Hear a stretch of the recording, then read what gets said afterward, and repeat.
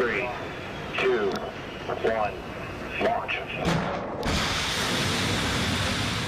যুদ্ধ মানে এখন সম্মুখ সমর নয়। বিশ্ব মানচিত্রে এখন যাদের যুদ্ধ লড়তে দেখছি তারা কি আসলেই মূল প্রতিপক্ষ, নাকি তারা শক্তিশালী কোনো মোড়লের দাবার খুঁটি মাত্র? প্রক্সি ওয়ার বা পরোক্ষ যুদ্ধে অস্ত্র একজনের, অর্থ আরেকজনের, আর রক্ত ঝরে কেবল তৃতীয় কোনো দেশের সাধারণ মানুষের। সহজ কথায় বলতে গেলে প্রক্সি ওয়ার হলো এমন এক যুদ্ধ যেখানে বড় কোনো শক্তি সরাসরি নিজে না লড়ে অন্য কোনো দেশ বা সশস্ত্র গোষ্ঠীকে ব্যবহার করে। কারণ সরাসরি যুদ্ধে নামা মানে পারমাণবিক ঝুঁকি, আকাশচুম্বী খরচ আর নিজ দেশের জনগণের অসন্তোষ। তাই অন্যের কাঁধে বন্দুক রেখে শিকার করার মতো নিরাপদ রাস্তা বেছে নেয় মোড়লরা।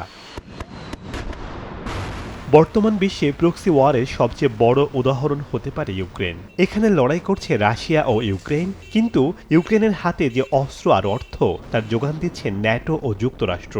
লক্ষ্য একটাই, রাশিয়াকে সরাসরি আক্রমণ না করেও তাদের সামরিক শক্তিকে পঙ্গু করে দেওয়া। আবার মধ্যপ্রাচ্যে সিরিয়া বা ইয়েমেনের গৃহযুদ্ধ শুধু ক্ষমতার লড়াই না, সেখানে একদিকে ইরানের সমর্থনপুষ্ট গোষ্ঠী, অন্যদিকে পশ্চিমা বা আঞ্চলিক শক্তির মদতপুষ্ট পক্ষ। এই স্বার্থের সংঘাতের বলি হচ্ছে কেবল সেই মাটির সাধারণ মানুষ। প্রক্সি ওয়ারের সবচেয়ে ভয়ঙ্কর দিক হলো এই যুদ্ধ সহজে থামে না। কারণ যারা লড়ছে তাদের হাতে যুদ্ধ থামানোর চাবি নেই, আর যারা চাবি ধরে আছে তাদের মাটিতে রক্ত ঝরছে না। ফলে একটি সাজানো দেশ মুহূর্তেই বিরানভূমিতে পরিণত হয়। আফগানিস্তান থেকে শুরু করে লিবিয়া, মোড়লদের দাবার খুঁটি হয়ে যারাই লড়েছে, দিন শেষে তারাই ধ্বংসস্তূপে পরিণত হয়েছে। শেখ সাদি মারজান, সময় সংবাদ।